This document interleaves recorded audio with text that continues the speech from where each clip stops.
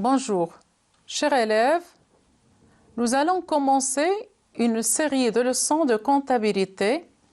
Mais avant d'attaquer ces leçons, je vous présente le programme de comptabilité pour les deuxièmes années du baccalauréat, concernant les deux filières, sciences de gestion comptable et sciences économiques. La compétence de la matière, c'est-à-dire de la matière de comptabilité, c'est que la comptabilité permet d'acquérir à l'élève le vocabulaire et les techniques comptables de base, d'initier l'élève aux calculs commerciaux et financiers, de sensibiliser l'élève à l'utilité de la comptabilité dans la vie quotidienne et active, d'initier l'élève au raisonnement, à l'organisation et à la présentation de certains travaux comptables. Alors, la présentation de programme, nous avons les deux filières, le programme de la filière de deuxième sciences éco et le programme de la deuxième SGC, sciences de gestion comptable. Le programme de deuxième sciences éco se présente comme un sous-ensemble du programme de la deuxième année SGC. Et dans le programme des deuxièmes années Sciences Éco, nous avons deux parties. La première partie, c'est les travaux de fin d'exercice et la deuxième partie, c'est l'analyse comptable. Ces deux parties, on va les retrouver dans le programme des deuxièmes années SGC. Et donc, le programme de deuxième SGC commence d'abord par les travaux de fin d'exercice. Puis après, une deuxième partie, la présentation des états de synthèse. La troisième partie, les opérations financières à long terme. La quatrième partie, l'analyse comptable. Et une cinquième partie et dernière, la comptabilité analytique d'exploitation. Et donc, la première et la quatrième partie du programme de SGC sont les deux parties de la deuxième année ou du programme de la deuxième année Sciences Éco. Alors que la deuxième partie est une partie avec certains travaux de deuxième sciences de gestion comptable et de Sciences Éco. La troisième et la cinquième partie sont des parties propres à la filière de la deuxième SGC. La première partie, donc moi je vais citer là le programme et les compétences, bien entendu, de la deuxième année SGC. La première partie, c'est les travaux de fin d'exercice. La compétence finale de cette première partie, c'est de pouvoir résoudre les problèmes relatifs aux travaux de fin d'exercice, c'est-à-dire les travaux d'inventaire concernant les amortissements, les provisions et la régularisation des charges et des produits. Le chapitre se compose ou plutôt la première partie se compose de plusieurs chapitres. Le premier chapitre, c'est l'introduction aux travaux de fin d'exercice ou aux travaux d'inventaire. On verra donc l'aspect légal et l'aspect comptable des travaux d'inventaire. Le deuxième chapitre, c'est la régularisation des stocks. Donc, il portera sur des généralités, par exemple la définition des stocks, les types de stocks, puis le calcul de la variation, surtout de la variation de stock, sa signification, son utilité et son enregistrement comptable. Le troisième chapitre, c'est les amortissements. Et nous aurons donc à voir, bien entendu, la définition des amortissements, les immobilisations amortissables, quelques exemples, bien sûr. Et puis, on attaquera après les calculs des amortissements. Les différents calculs, nous aurons bien deux méthodes ou deux modes de calcul d'amortissement. L'amortissement linéaire constant et l'amortissement dégressif. On passera après à la comptabilisation des amortissements, l'enregistrement comptable au journal, puis les sorties sous forme de cession, les sorties des immobilisations, CD. On verra donc le traitement de la cession, l'échange et puis le retrait des immobilisations. Quatrième chapitre, c'est les provisions. Quatrième chapitre, c'est les provisions. Et donc, nous aurons des généralités qui porteront sur l'explication des provisions. Puis, nous avons deux grandes parties des provisions. Les provisions pour dépréciation de l'actif et les provisions pour risques et charges.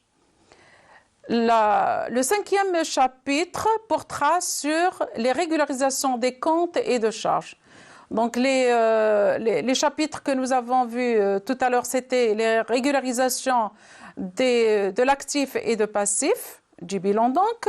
Et là, c'est la régularisation des comptes de charges et de produits. Sixième chapitre, c'est le traitement de l'impôt sur les sociétés. On verra le champ d'application de l'IS, de l'impôt sur les sociétés, le paiement de l'impôt sur les sociétés et la régularisation de l'IS. Et puis, on terminera la première partie par un cas de synthèse qui va englober plutôt tout ce que nous aurons vu auparavant. Alors, les compétences maintenant intermédiaires. Alors, tous ces chapitres ou toute cette première partie va donc nous permettre de comprendre d'abord l'intérêt des travaux de fin d'exercice, puis de décrire toutes les étapes de l'inventaire, de calculer et de comptabiliser les variations des stocks à la date d'inventaire, c'est-à-dire à la date de fin d'exercice, de présenter, là c'est l'amortissement, donc de présenter un plan d'amortissement, les calculs, les dotations, donc on doit pouvoir calculer après les amortissements, d'enregistrer les dotations de l'exercice, de régulariser les sorties d'immobilisation, puis de constater et régulariser les provisions pour dépréciation ainsi que les provisions pour risques et charges, de régulariser les charges et les produits, de pouvoir procéder à la régularisation comptable de l'impôt sur les sociétés, l'IS, et à partir d'une balance avant inventaire et de données d'inventaire, on procédera aux régularisations nécessaires, c'est-à-dire on va reprendre tout ce que nous aurons fait et d'établir la balance après inventaire. C'était donc la première partie qui porte sur les travaux de fin d'exercice. La deuxième partie, c'est la présentation des états de synthèse. La compétence finale de cette partie, c'est de passer les écritures de regroupement. Donc, une fois que nous avons passé toutes les écritures de régularisation, c'est-à-dire de fin d'exercice, on va passer au regroupement des comptes en poste pour pouvoir après, on verra, établir les états de synthèse et donc de déterminer le résultat. Et là, voilà donc présenter et commenter les 5 états de synthèse conformément aux dispositions du Code général de normalisation comptable. Nous aurons donc à établir le bilan, le CPC, le SG, l'état des soldes de gestion, l'éthique, état des informations complémentaires, le tableau de financement. Alors, les chapitres composant la deuxième partie. Alors, premier chapitre, c'est les écritures de détermination des résultats. Donc, on va passer au journal et on va procéder au regroupement des comptes en poste et la détermination donc des résultats intermédiaires, les résultats d'exploitation, par exemple, résultats financiers, résultats courants, etc. Après, ça va nous permettre de passer à la présentation du CPC et la présentation du bilan. La présentation du CPC et du bilan, bien sûr, puisqu'il y a eu le regroupement, on va présenter ces deux états de synthèse en poste. Puis, le troisième chapitre, c'est l'éthique, état des informations complémentaires. On verra l'intérêt de l'éthique et les tableaux. Et les différents tableaux, on verra en particulier, on va voir donc le tableau des immobilisations, tableau des amortissements, tableau des provisions, et pour les SGC en plus, le tableau des plus-values et moins-values. Quatrième chapitre, c'est l'état des soldes de gestion. On va voir bien sûr le calcul des soldes de gestion, le calcul de la capacité d'autofinancement et la présentation de l'ESG. La capacité d'autofinancement ou la CAF, on verra les deux méthodes de calcul. Le calcul, la CAF additive, qui est présentée dans l'ESG, qui fait partie de l'ESG, et la CAF soustractive à partir de l'EBE, c'est-à-dire de l'excédent brut d'exploitation. Cinquième chapitre, c'est le tableau de financement. Ce chapitre de tableau de financement est un chapitre qui ne concerne que les SGC. Il n'est pas traité par les sciences éco. Et on verra bien sûr les deux tableaux qui constituent le tableau de financement, le tableau de synthèse de masse et le tableau des emplois et des ressources. Alors, les compétences intermédiaires pour ces différents chapitres, c'est de déterminer par écriture comptable les résultats, de remplir les deux états de synthèse CPC et le bilan, suivant le modèle normal, de saisir l'intérêt de l'éthique, de l'état des informations complémentaires, de remplir certains tableaux de l'éthique, de présenter aussi l'ESG et commenter les soldes obtenus, de présenter le tableau de financement et commenter l'évolution financière de l'entreprise. Donc, en résumé, c'est la présentation des états de synthèse. La troisième partie du programme portera sur les opérations financières à long terme. Souvenez-vous, pour cette troisième partie, je vous ai dit que c'est une partie qui ne concerne que les SGC, pas les sciences éco. Alors, la compétence finale de cette partie, alors, en effectuant les opérations à long terme, l'élève doit être capable d'évaluer une suite d'annuités constantes à une date quelconque. À n'importe quelle date, il doit donner la valeur de la suite d'annuités. De choisir le paiement le moins coûteux, bien sûr pour l'entreprise, et le placement ou l'investissement le plus rentable pour l'entreprise. Les chapitres composant la troisième partie, donc la troisième partie se compose de, premier chapitre, c'est les annuités, avec explication, généralité des annuités, et on verra les annuités constantes de fin de période et les annuités constantes de début de période. Donc, c'est des annuités constantes. Alors, deuxième chapitre, c'est les emprunts indivis. Généralité avec explication. Les emprunts remboursables par annuité constante et emprunts remboursables par amortissement constant aussi. Les deux méthodes. Troisième chapitre, choix des investissements. La notion de rentabilité d'un investissement. Donc, il faut voir est-ce que l'investissement est rentable ou pas.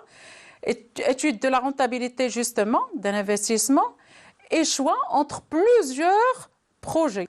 Les compétences intermédiaires pour l'ensemble des chapitres, évaluer une suite d'annuités constantes à une époque déterminée, comme nous l'avons déjà souligné, appliquer les règles financières aux emprunts indivis et établir le tableau d'amortissement de l'emprunt, évaluer la rentabilité des projets, dire quel est le projet le plus rentable quand on vous présente par exemple 2 ou 3 projets, dire quel est le projet le plus rentable d'investissement et opérer un choix selon des critères financiers. On verra les critères, bien sûr, de choix d'investissement comme la valeur actuelle nette ou le taux interne de rentabilité. La quatrième partie portera sur l'analyse comptable. L'analyse comptable, sa compétence finale, c'est de procéder à l'analyse de la situation et de l'exploitation d'une entreprise à partir de certains indicateurs. Les composantes ou les composantes du chapitre, des différents chapitres de la quatrième partie, c'est le chapitre 1, l'analyse du bilan. Nous avons deux chapitres uniquement dans cette partie, l'analyse du bilan et l'analyse d'exploitation. L'analyse du bilan, c'est montrer le passage du bilan comptable au bilan financier. Et l'analyse, après, une fois que nous avons le bilan financier, passer à l'analyse proprement dite par des ratios et l'étude du fonds de roulement. Deuxième chapitre, c'est l'analyse d'exploitation. Et nous aurons donc à établir le reclassement des charges et des produits par variabilité, d'établir par la suite le TED, le tableau d'exploitation différentielle, de calculer le seuil de rentabilité et les ratios de gestion. La compétence intermédiaire, c'est d'effectuer les retraitements nécessaires, d'établir un bilan financier condensé, de calculer et interpréter les ratios de structure. Établir un tableau d'exploitation différentielle TED, calculer et commenter le seuil de rentabilité, le point mort et la marge de sécurité. Représenter graphiquement le seuil de rentabilité, calculer et commenter les ratios de gestion. La cinquième partie, c'est la comptabilité analytique d'exploitation. La compétence finale de la comptabilité analytique d'exploitation, c'est déterminer les coûts et rapprocher les résultats de la comptabilité générale à ceux de la comptabilité analytique. Alors, les chapitres composant la cinquième partie, nous avons l'introduction générale qui porte sur la nécessité de la comptabilité analytique, les objectifs et le processus de production. Les charges de la comptabilité analytique d'exploitation, c'est les charges de la compta générale, le passage de la compta générale à la comptabilité analytique et la classification des charges de la comptabilité analytique. Troisième chapitre, c'est le traitement des stocks avec les deux méthodes préconisées par le plan comptable marocain, le coût moyen unitaire pondéré et les méthodes d'épuisement des stocks premier entrée, premier sortie, le traitement des charges indirectes, la répartition primaire et répartition secondaire, la détermination des coûts et résultats. Alors, pour la détermination des coûts et des résultats, on va voir le cas simple où on traitera le coût d'achat, l'inventaire des matières, le coût de production, l'inventaire des produits finis, le coût de revient et le résultat analytique, et un cas avec les problèmes particuliers où on va intégrer les déchets, les encours, les sous-produits, et nous aurons la même démarche, c'est-à-dire le coût d'achat, l'inventaire, le coût de production, etc.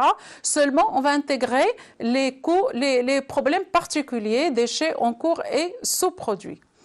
Alors là, finalement, on va donc traiter la concordance des résultats en traitant les différences de traitement et puis le passage du résultat analytique au résultat de la comptabilité générale. Et puis, bien entendu, un cas de synthèse qui va regrouper l'ensemble. Les compétences intermédiaires pour la partie 5, c'est de dégager les limites de la compta générale et en déduire la nécessité de la compta analytique, c'est-à-dire pourquoi la comptabilité analytique, schématiser le processus de production d'une entreprise, déterminer les charges de la comptabilité analytique, distinguer les différentes charges de la comptabilité analytique d'exploitation, utiliser les deux méthodes des fiches de stock, le coût moyen unitaire pondéré pour l'évaluation des sorties, le coût moyen unitaire pondéré et le premier entrée, premier sortie connu couramment par FIFO, First In, First Out, pour l'évaluation des stocks. Présenter le tableau de répartition des charges indirectes jusqu'au calcul des coûts des unités d'œuvre et puis effectuer les différents calculs conduisant à la détermination des différents coûts, résultats, établir la concordance entre le résultat de la comptabilité générale et le résultat de la comptabilité analytique. C'était donc une vue générale sur le programme de comptabilité et mathématiques financières adressé aux deuxième année Sciences Éco et SGC. On se verra pour la première leçon de comptabilité la prochaine fois et merci.